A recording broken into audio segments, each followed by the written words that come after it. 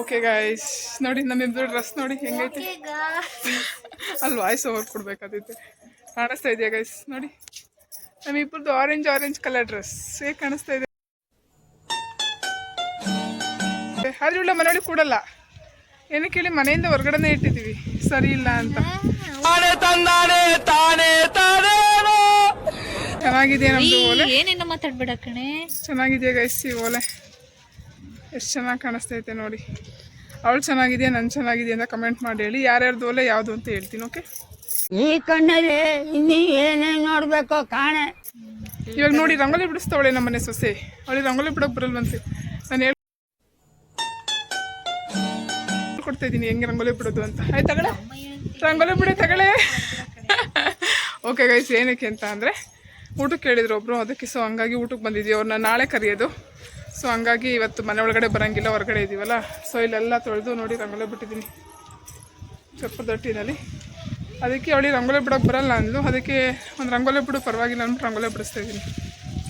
ಬಿಡಿ ಕುತ್ಕಳೆ, ಕುತ್ಕಳೆ. ಒಂದು ರಂಗೋಲಿ ಎಳಿಯಕ್ಕೆ ಬರಲ್ವಂತೆ. ಕುತ್ಕ.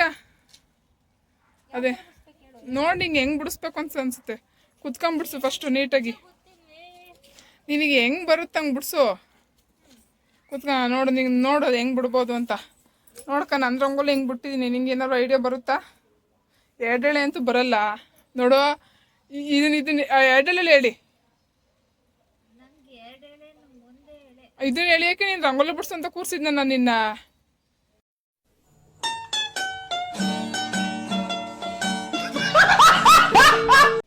ಅಷ್ಟು ಸಿಂಪಲಾಗಿ ಬಿಡಿಸ್ತಾ ಇದೆಯಲ್ಲ ಅವ್ವ. ಯಾಕೆ ಅಡ್ಡಾಡಕ್ಕೆ?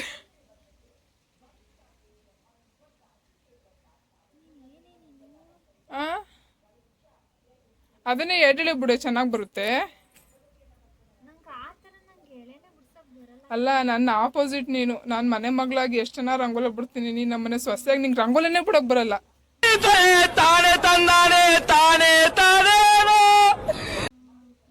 ಅದು ಯಾವ ಥರದ್ರ ಸೊಸೆ ಮಾಡ್ಕೊಂಡಿದ್ವಿ, ರಂಗೋಲಿ ಬಿಡೋಕೆ ಬರ್ದೇ ಇದ್ದಾಳು. ಥೂ. ನೋಡಿ ಗೈಸ್, ಇನ್ನೇನಕ್ಕೆ ಬಂದಿರೋದು? ಓದ್ತಿ ಈಗ ನಿಮ್ಮ ಮನೆಗೆ ಓದ್ತಿ ಯಾವಾಗ? ಈ ಕಣ್ಣಲ್ಲಿ ಇನ್ನೀ ಏನೇನು ನೋಡ್ಬೇಕೋ ಕಾಣೆ. ಅದೇ ಹೋಯ್ತಿ ಯಾವಾಗ? ಹೋಗ್. ನೋಡಿ ಗೈಸ್, ಇದು ರಂಗೋಲಿ. ಅಯ್ಯೋ, ಚಿಕ್ಕ ಮಕ್ಳು ನನ್ನ ಮಗಳು ಬಿಡಿಸ್ತಾಳೆ ಚೆನ್ನಾಗಿ ರಂಗೋಲಿನೇ. ಇದನ್ನು ನೀನು ಬಿಡಿಸ್ತಾ ಇದೆಯಲ್ಲ. ನೋಡಿ ಗೈಸ್ ಹೆಂಗೆ ಬಿಡಿಸ್ತಾವಳೆ ಅಂತ. ಬಾರೆ ಹೇಳ್ಕೊಡ್ತೀನಿ ತಗೊಳ್ಳೆ. ಎಡೆಳೆ ನನ್ನ ಮಗಳಿಗೆ ಹೇಳ್ಕೊಡ್ತೀನಿ ಅಂತ ನಿಂಗೆ ಹೇಳ್ಕೊಡಲ್ವಾ? ನೋಡು ಹಿಂಗೆ ಇಡ್ಕ, ಹಿಂಗೆ ನೋಡಿ, ಹಿಂಗೆ ಇಡ್ಕ, ಹಿಂಗೆ ಎಡೆಳೆ ಹೇಳ್ಕೊಡ್ತೀನಿ ನೋಡಿ. ಹಿಂಗೆ ಇಟ್ಕೊಂಡು ಹಿಂಗೆ ಎಳಿ, ಹಿಂಗೆ.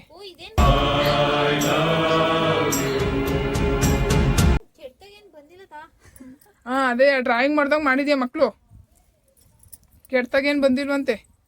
ಆ ಕಡೆ ಈ ಕಡೆ ಮೇಗಡೆ ಡಿಸೈನು ಏನು ಬಿಡಲ್ವಾ?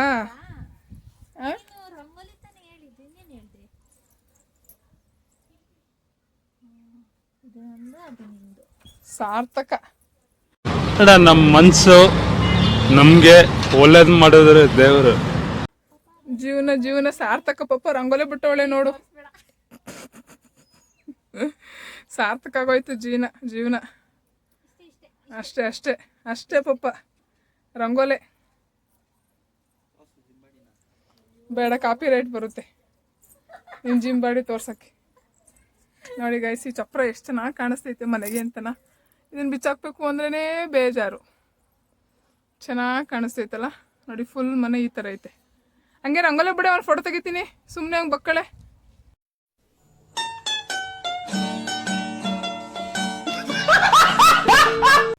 ಹಿಂಗೆ ಇಟ್ಕೊಂಡು ಬಕ್ಕಳೆ ಅಲ್ಲಿ. ನೋಡಿ ಗೈಸ್ ಎಷ್ಟು ಚೆನ್ನಾಗಿ ಕಾಣಿಸ್ತೈತಲ್ಲ. ನೋಡಿ ಮೇಡಮ್ ಅವ್ರು ನಮ್ಮನೆಗೆ ರಂಗೋಲಿ ಬಿಡ್ತವ್ರೆ ಫಸ್ಟ್ ಟೈಮ್. ಯಾವ ಥರ ರಂಗೋಲಿ ಅಂತ ಗೊತ್ತಾ? ನೋಡಿ ಈ ಥರ ರಂಗೋಲಿ. ಆಯಿತು ಬಿಡು, ಸಾಕು ಫೋಸ್ ಕೊಟ್ಟಿದ್ದು. ಇದಳೆ ಮೇಕಿ ಹೋಗಿ ಕಪ್ಪುಗತ್ತೀಯ. ಆಮೇಲೆ ನಿಮ್ಮ ಮನೆಗೆ